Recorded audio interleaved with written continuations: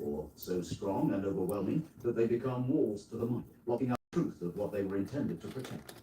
I assume you have been sent to represent First Captain Agamemnon of the Triumph. You must also have a message for me if you interrupt my work with the architects. Ventress dipped his head in a bow. I have.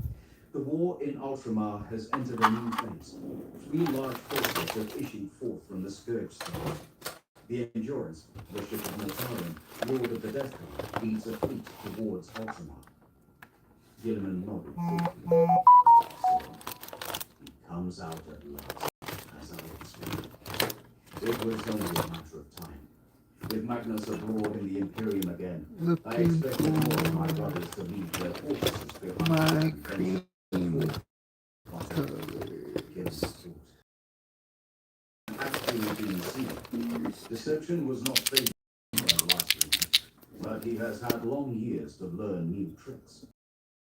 In person at the sacking of Daedalus, an astropathic message was sent with pict encoding. Once the metaphors were processed, we had a good image of him. Daedalus. What was the fate of that world? High casualties and large amounts of toxicity. Disease is rife where Mortarion's dogs go. They poison the earth, though once they move on, their influence dies somewhat. The pollution they bring is not entirely natural, and requires the presence of the traitors to remain virulent. Or so Chief Librarian Tagoras says. Very short. It is psychic in nature, librarian's business. That being said, they bring mundane pestilence with them also. Daedalus will take years to recover. He did not destroy the world? No, my lord. He attacked, slaughtered the auxilia there, and withdrew before we could respond. Then he shows himself deliberately, said Gilliman. Daedalus has little strategic importance. Mortarion is seeking to draw you out and put you on guard. He has done more than that. We have reports of his presence in 4 of the core systems. Wherever he goes, rebellion follows. Lately, he has changed his approach and gathered a large fleet to himself. He is holding position in the Macrae system. His fleet is too large for defense fleets to engage head-on, but too small to attack Macrae itself. Ardium is blockaded, and 2 of its hives under attack. His presence has led to a wave of unrest across all 6 planets of the home system. Our people are not immune to draw of chaos. We spend much of our time putting down death cults or dealing with outbreaks of disease. Under the cover of these distractions, he sends in small strike teams to attack crucial infrastructure. I would not say that Macrae is under siege, but it is close to being so. What is his game, I wonder? Mused Gilliman to himself. These attacks, he said firmly, they appear random, but they will not be. Severus assumes so. He is yet to determine their intent. Gilliman appeared displeased. These are poor tidings, he said. Espandor is not yet taken. Espandor stands, said Ventress. The enemy has been escalating their attacks on Espandor Prime, but 5th Captain Felion has thwarted them all, and they have not been able to make sufficient gains elsewhere that would allow the traitors to concentrate their assets and overwhelm the system. While its supply lines are open, Espandor will not fall. That is at least something. My lord, I do not mean to dampen your mood, but Espandor cannot hold out for long. All the system worlds beside the Prime are in the hands of the foe, and their ships resupply freely there. Perhaps I have delayed too long, said Gilliman, once more lapsing into thought. Come with me, he said abruptly. I have been closeted all day. I need to move. The Primarch set off alongside the crawler. 16 giant wheels lined the side, twice Gilliman's height, their hard plastic treads caked with sand. What is the composition of the other forces? A smaller fleet of Death Guard ships terrorizes the outer regions, replied Ventress. The lead vessel appears to be the Terminus Est. This is the ship of Gallus Typhon, 1st Captain of the Death Guard. That was once his name, so the legends go. He is known as Typhus to us. Yes, of course, said Gilliman. Typhus's fleet is of lesser concern, continued Ventress. Though he has already taken the Star Fortress of Eumenes, and is concentrating his attacks against the others. We can be thankful that where he goes, Mortarion does not. Most of the Death Guard congregate around their traitor Primarch. The larger danger is posed by the Third Force, a demonic horde. They are slipping in and out of real space at will, and we do not know how. Lord Tigorius has undertaken a mission to the outer reaches to determine the reason. The demons have returned to the Imperium for the moment, but the warp grows turbulent around Ultramar, and the Librarius and our astropaths are certain that they will return. The enemy is planning something, the first captain is sure. Tartella was ravaged recently by the demons. The governor survived, but reports casualty rates of over 98%. The demon leading this force has been identified as Kugath, that calls itself the Plague Father. Further sightings have been made in 3 other systems, always fleeting but verifiable. Furthermore, their appearances come close after, or simultaneously with those of Mortarion. Ventress stopped and looked at his gene-sire earnestly. My lord, Mortarion and his demonic allies are engaged in something ill-favored. Ultramar is in peril. When I departed, there were 106 active war fronts across the realm. Of course, this number changes all the time. 14 days have passed in Ultramar since we left, at my best calculation. That is long enough for the situation to have altered, and I fear for the worse. Your report gives me an adequate picture of the challenges faced by the first captain, said Gilman. You were entrusted to deliver this to me personally, to prevent the information falling into enemy hands, I take it. There have been too many instances of the enemy anticipating our moves, my lord, replied Ventress. We do not know how, but they are intercepting and accurately interpreting our astropathic sendings. For the most delicate messages, we have come to rely on messenger ships. Mortarion wants to force my return to Ultramar, said Gilman. He chooses his moment perfectly. He knows I will have no choice but to respond. They continued, passing out of the shadow of the command crawler, and came to where the Square of Triumph began. The plain ended at a low wall. Above the level of the sand, the blue plaza stretched away, perfectly level, to where the great machines continued their work a mile off. The sunlight of 108 Beta Calipus 9.2 made feeble attempts to penetrate the pall of dust thrown up by their remodeling of the work. The air was thin but breathable, and through it a cold, soft wind blew, scattering sand over the freshly polished mosaic. Nothing lasts, said Gilman, watching the gleam of the tesseract dulling under the falling dust. Our efforts are too often temporary. He was quiet a moment. Ventress waited expectantly. Tell me, Captain Ventress, what is the progress of the reconsolidation of Greater Ultramar? That is another poor story, said the captain reluctantly. Agamemnon is being obstructed in his efforts. Disputes as to what was in Ultramar and what was not are delaying plans to reconstitute the 500 worlds as it was in your day. Recalcitrant governors are exploiting our ignorance. Our historical record is incomplete. We do not have a definitive map of Ultramar during your time. The Mappa Gillimanus in the Library of Ptolemy was damaged millennia ago. The surviving complete maps show the realm at various stages of expansion, or after your division of it, but not at Ultramar's height. Many of the documents you drew up to grant sovereignty to local planetary commanders are lost. But things progress. We believe 3/4 of the ancient realm of Ultramar is back under the direct stewardship of Macrae. Agamemnon has a list and a map I drew from memory, said Gilman. It carries my seal and the full weight of imperial authority. I have that map depicted in the window of my Hall of Armaments. There is nothing to argue about. Some of the worlds disputes the proof. They are more than glad to welcome our warriors, but the imperial governors in 24 systems quibble over reaffirming their oaths of loyalty. In one case, we have had an outbreak of intra-system civil war over the issue, where one lord has declared for you and 3 against. Some lie outright, telling us they were never part of Ultramar. Perhaps some of them sincerely believe it. A few are braver and insist the ancient treaties cannot be revoked, even by you, my lord, and are determined to retain their independence. They are wrong, said Gilliman. Ventress watched a small wheeled transport speed across the plaza towards the construction line, throwing up a plume of settled dust. Hello. They are disquieted by the fate of some of their peers. Only those who rule poorly have anything to fear, said Gilliman. It is, naturally, the more autocratic rulers who oppose your rescinding of their independence. Then they only delay the inevitable, said Gilliman. They will fall into line and ask politely for mercy, or they will be executed. He watched a giant earthshaker grind an outcropping of rock flat in an instant, belching out a fine spray of pulverized stone. A furnace on its trailer puffed smoke as it baked the harvested material into rock creek powder.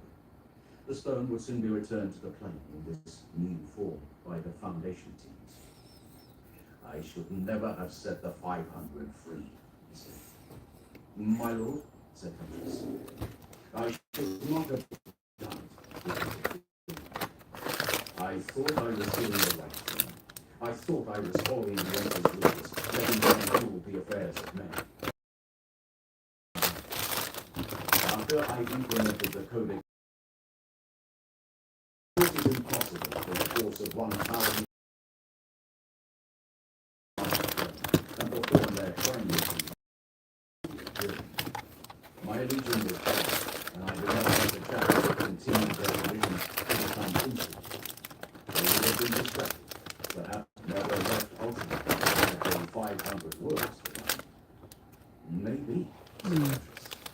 Perhaps we could have managed, my lord. I think your decision was wise. Was it wise? Said Gilliman. He began walking, turning around the rear of There it the is. bullet to where the untouched I was looking for. In that direction, there was little evidence of the battle or of construction. Away from the industry of change, 108 Beta Calipus 9.2 looked as it probably had done for millions of years. Cold, flat, and mostly lifeless. Like Mars in the time before man. The temperature had dropped a few degrees in the last century. What did that mean to a place like this? A little more frost, a little less light? Without intervention, the sun would eventually be swallowed by the pit, and 108 Beta Calipus 9.2 would freeze completely. There would be no one to care. The world was so barren. Gilliman pitied the space marines he would station here, but places like the pit of Rorkos needed guarding. Countless baseline humans and transhumans suffered to maintain the watch upon the Imperium's new, terrifying borders. Such was service to the Emperor. I am no longer convinced, continued Gilliman. One of my sons, a man much like you as it happens, once warned me against pride. I thought I had avoided its vices, but there are many kinds of pride, and it had a part to play in my decision to shrink Ultramar. You see, I wanted the Ultramarines to be out there, among the stars. I wanted their legacy to continue. He stopped again, sweeping his gaze across the desert's low, arid hills. Does that make me selfish, my son? Ventress did not know what to say. The Primarch continued. There was a more practical consideration. I did not wish to set the precedent of chapters of Space Marines ruling large portions of the Imperium. What good would it have been to remove the use of legions from potential tyrants, only to turn the legionaries into tyrants themselves? The Emperor made it clear that governorship of the Imperium was to be undertaken by mortal men, not by the Legiones Astartes, or we Primarchs. Ultramarines were left masters of the 500 worlds. It opened a potential avenue of corruption. I would not have the existence of Ultramar be the spur to the creation of 1,000 small empires, because I could not trust others to replicate what we have at home. Warriors make poor lords. The likes of the Empire of Iron was the more likely outcome than a crop of new Ultramars.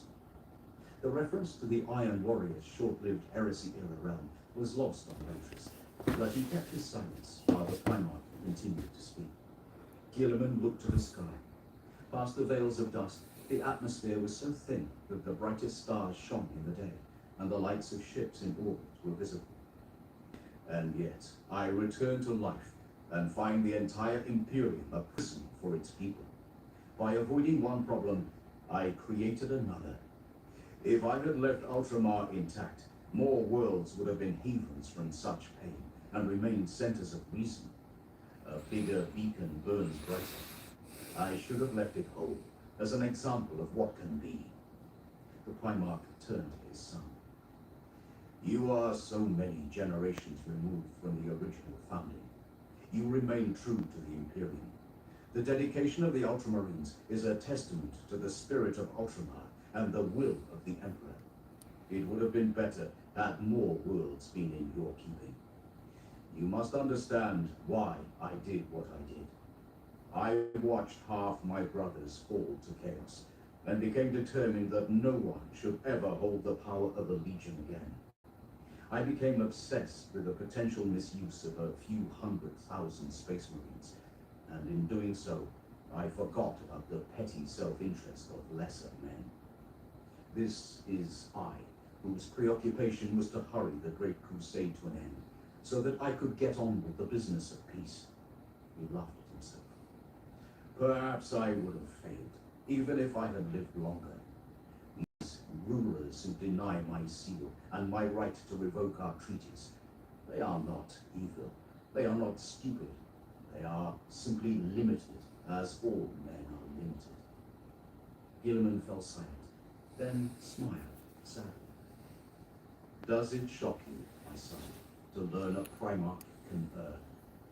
Ventress looked uncomfortable. My heart says yes, but that Primarchs can be mistaken is an obvious conclusion when the argument is reasoned through, my lord, he said. Your admission does nothing to lessen my respect for you. We of the Ultramarines remain human, despite our transformation. We make mistakes. As a son grows, he learns that his father is not infallible, whether he is glorious or humble. Sometimes I wonder if I am human at all, said Gilliman thoughtfully, in any meaningful sense. If you were not, you would not care for the fate of other men. Many of my brothers did not. Maybe it is an affectation. Humanity is not measured on form alone, but by deeds, my lord, said Ventress. A mortal man may be inhuman towards other men, yet I have seen Xenos behave with honor and fairness when we offer them nothing but hate. Gilliman appraised the fourth captain carefully. You impress me, Captain Ventress. I have heard much about your deeds. I did not expect you to be so thoughtful. Your principles persist, my lord, said Ventress modestly. So we strive to be more, to be wise, for the good of the greatest number, as you taught in the great days. Yet the day when my son shall set aside their weapons seems impossible now, the Primarch replied. That was always my intention. After the Great Crusade, you were all to become administrators and statesmen. It seems so naive. Look at this. We gestured to the dreadful light of the pit, smeared by the dusty air. An explosion rumbled out from the hills where the walls had closed the valley. A slope collapsed, leaving a blank stone cliff. Before the detritus had finished rolling out from the base, excavators were clearing the rubble, and scaffolds being wheeled into position for the artisans who would carve the bedrock into statues. Have heart, my lord. We are statesmen still. We talk, we reason. Some of the first generation of Primaris brothers remember the days when you walked among us. To hear some of their stories is remarkable. Their presence has helped with some cases of dissension. They speak so eloquently of the ancient times and of the unity of old Ultramar that several governments saw that their opposition to reunification was not to the taste of their peoples. Peaceful means do not elude us in all disputes. This is a war. All weapons are valid, Captain Ventress. Propaganda is one, and what I have done is still propaganda, even if it is the truth. Your frankness is a credit. There have been too many lies, said Gilliman. And this work here, my lord, This is also a weapon. A triumph is a statement. I ape the exaltation of Horus at Ulm, maybe. But such displays are important. The last of the unnumbered sons are to be assigned their chapters. I have kept the formations in service as long as I dare. I was accused of recreating legions I disbanded right at the start of the crusade. That talk has only grown. I have to make a show of doing it properly and thoroughly. The order has gone out to the other fleets. The Grey Shields will be no more. A shame. Necessary, said Gilman. I am not the only power in the Imperium. This is a criticism I cannot stop any other way. Internal division will kill the Imperium as surely as Abaddon would. My situation is precarious politically. Our success in stabilizing the situation in Imperium Sanctus breeds complacency. Those fools on Terra see our victories and begin to scheme again. They forget that the forces of Chaos and Xenos alike run rampant. They forget that the Imperium Nihilus still waits for us. If I could, I would return to Terra and make them see sense. But I cannot. Preparations for the crossing into Nihilus proceed. There is the war in Ultramar. We have no lasting victory. The Imperium teeters on the brink still. But I will make this last hurrah of the Grey Shields here at Rorkos seem like one. Gilman turned back to the plane. I know why you have come to me, Captain. I cannot return home, not yet. I must make a statement of intent, and it must be made carefully. The last of the Brotherhoods have to be divided and commanded well, and the process must be coordinated across all the Crusade fleets. I cannot hasten through. Just as much as they must see me disband these so-called legions, the people of the galaxy cannot see me running home the moment Ultramar is in danger. Soon I will ask so much of them. For generations they have oiled the machines of war with their blood. They have wet the harvest ground with their tears. They have sent their children away to die. This is but the least I shall be forced to ask of them in the coming years. What I have won here is just the beginning. To complete this endless war will require sacrifice from everyone, man, woman, and child. I need to show them we can win, that I am in control, that I am no tyrant. I cannot do that if I leave now. Mortarion is abroad, my lord, said Ventress. He threatens Ultramar itself. Ultramar is not the Imperium, said Gilman softly. If it were, perhaps none of this would ever have happened. But it has. Ultramar is crucial to my plans, but I cannot be seen to favor my own home over the worlds of every other sector. Fear not, Captain. We will return as soon as the business here is done. I will drive my brother away from Ultramar, and I swear that when I leave to free the rest of the Imperium, the realm will be better organized, better fortified, and better able to deal with whatever may come in the future. But that time is not yet. Tell Agamemnon to hold the line. I trust him to ensure Macragge will still be there when I come home. Ventress bowed. I shall have your response sent immediately. Gilman held up his hand. His earpiece was buzzing. Captain Felix, he said, can you not encourage our guests to wait a little longer? It is not for their sake that I interrupt you, my lord, coaxed Felix. There is a priority request from the palace. Master Astropath Lucenti has received a message from Archmagos Kor. I will attend immediately. Make my apologies to the architects. Have the plans of the chapter fortress sent to my scriptorium. I will examine them tonight. He turned to the fourth captain.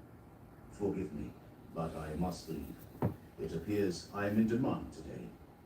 Rabute Gilman sent a message to his personal shuttle, commanding the crew to make ready for flight, and departed, leaving Captain Ventress alone to watch a battleground transform into a symbol of imperial might. Chapter 11. Espandor Remembered. Varan's dream.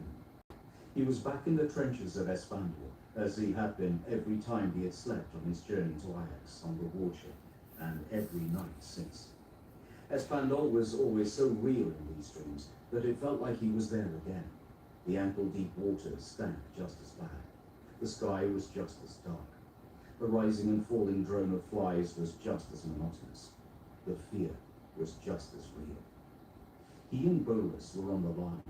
The broken city of Connor's Reach was behind them, and miles of shattered trees were in front of them, mist wrapped tight about them like a funeral shroud.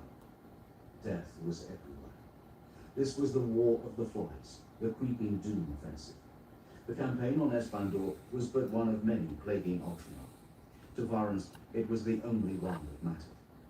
Greasy rain pelted them, not sufficiently acidic to burn the skin, but over time it degraded a uniform's fabric and caused roots to disintegrate. Feet exposed to the mud rotted, compromised bioseals let in disease. The enemy had myriad ways to kill man. The rain was only one. The mist, laced with infection and chemical poison, was another, though it was thin enough today that Varans and Bolus risked leaving their respirators and goggles off for a while. Intense claustrophobia afflicted many of the troops on the line. Varans twitched at a tickling sensation on his back. A moment later, he felt it again, coming up over his shoulder and onto his neck, then brushing his ear. His skin crawled, and he swatted at his head without thinking, mashing a fat fly against his helmet. With a grimace, he wiped the mess off onto his filthy uniform, adding pale pus-streaked smears to the crust covering his gloves. Even in the damn rain, the flies don't let up, said Bolus. If there's one thing I hate about this war, it's the bloody flies. He waved more of them away from his face. Suppose that's why they call it the War of the Flies. He grinned. The warriors either side of Bolus and Varans had tight faces, white with fear. One of them attempted to smile. The rest of them remained grave. Cheerful bunch, muttered Bolus. Go easy on them, acting sergeant, said Varans. Another fly buzzed too close to his face. He blew out at it, disrupting its lazy flight. I'll go easy on you before I go easy on them. They're in for a hard ride then, said Varans. I'd rather face the enemy than another scolding from you. Their exchange was purposefully inflated with bravado, but what they intended to be wry and sardonic came across as forced, and it had little effect on the morale of the recruits. All their other squad members were new. Casualties were high. On Varans' last squad, only 6 were left, and they'd been split and incorporated into fresh units to stiffen the resolve of the newcomers. Fresh meat goes off quicker in this war. That's what Bolus had said. That didn't make the rookies smile either.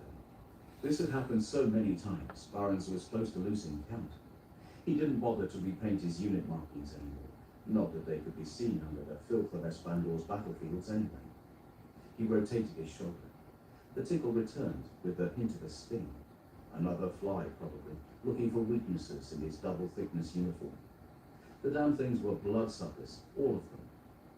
A civilized cardinal world with broad expanses of wilderness, Espandor had been a place of cool forests, with human settlement restricted to the cities of the western continent and the lesser agri-complexes scattered across its warmer zones. The planet's woods and oceans had been left in a near pristine state. Or so the pre-mission edifications had said when Varans arrived 2 interminable years ago now. He had only ever known it as a sea of mud, a moribund place plagued by the dead who came shambling from the wastelands every 7 hours, regular as manufactorum shift changes. Several of the larger civitae were gone. Trench lines surrounded the remaining 3. Their hinterlands were seas of mud, the patchwork of forests and agricolae, leveled to provide fields of fire. The assaults of the dead were therefore severely hampered. The dead were slow, and the Ultramar Auxilia's guns many. The enemy's diseases were rife. The population was a shadow of what it had been, and the planet had ceased to be a productive part of Ultramar in any way. But though Espandor was sick, it was still alive. Still Imperial, still Ultramarian, still living. Fight for it with every breath in the Primarch's name. For that is the will of the Emperor, Varans whispered to himself. After that, He had no more time for prayer, for the 7th hour klaxon blared, and the enemy came lurching out of the mist. "Here comes today's batch," shouted their lieutenant, his amplified voice distorted by the voltmeters attached to his comms operator's back. "Hold the line. Prepare to fire on my mark." "Respirators on, men. Goggles down," said Bolus. He snapped his equipment into place over his mouth and eyes by way of example. His next words were muffled. "Make sure the seal's tight on your bodysuit. Don't get their filth on you." Barnes got down off the firing step to help a panicking young soldier who was failing to get his gear set right on his face. "Yep, lips twisted, that's all," said Barnes. He tugged off one dirty glove, not with his teeth, never that, adjusted the hood around the soldier's face, and untwisted his strapping. "With goggles and respirators on, there should be no exposed skin, and so the Emperor protects," he said, setting the youth's mask in place, and then his own. "Whisper your thanks to your battle gear, trooper. It will keep you alive." The young man nodded too hard. His eyes were wide with fear behind the yellow plastic of his combat goggles. Barons slapped his shoulder plate and moved on.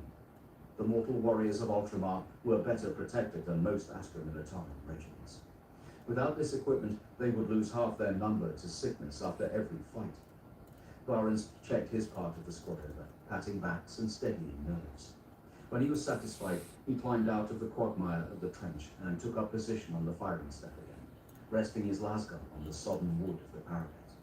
The sting in his back became an annoying itch, but he barely noticed it. The time had come to fight. Slowly, the enemy emerged from the driving rain. Their silhouettes were human, their gait anything but, a shambling, jerky walk that betrayed their nature from afar. The dead of Espandor came to war. One of the recruits gasped, the humanity strangled out of his exhalation by his respirator. A sharp las crack had Barons turning. A shocked, boyish face looked back at him. Rain steamed off the muzzle of the recruit's lasgun. "Hold fire!" Lieutenant Attinus's voice crackled over the squad box. Bolus rested his hand on the body of the gun. His damp blood hissed as it brushed the barrel. Heat radiated off the power pack. "Wait, son. You need to be precise. Shooting at this distance is a waste of charge. Rain and fog disperses the light. You don't want to be swapping out your pack while those things are clawing at your face. Every shot saved is another to fire when you need it. Save it until the command comes. Aim for the heads. Always the heads," he added, looking meaningfully up and down the line. Those of the young soldiers who had grasp of their wits nodded and leaned into their gunstocks. A couple stared tearfully out, gazes fixed. The auxilia ordinarily had excellent training, but the needs of the war meant these recruits had been hurried through. They were conscripts, and they were war. The shapes of the dead solidified. Their torn and dirty clothes were whole enough to give hints as to their origins. They had been civilians, mostly. There were a few Astra Militarum uniforms on. If the position fell, it wasn't always possible to behead and burn the bodies.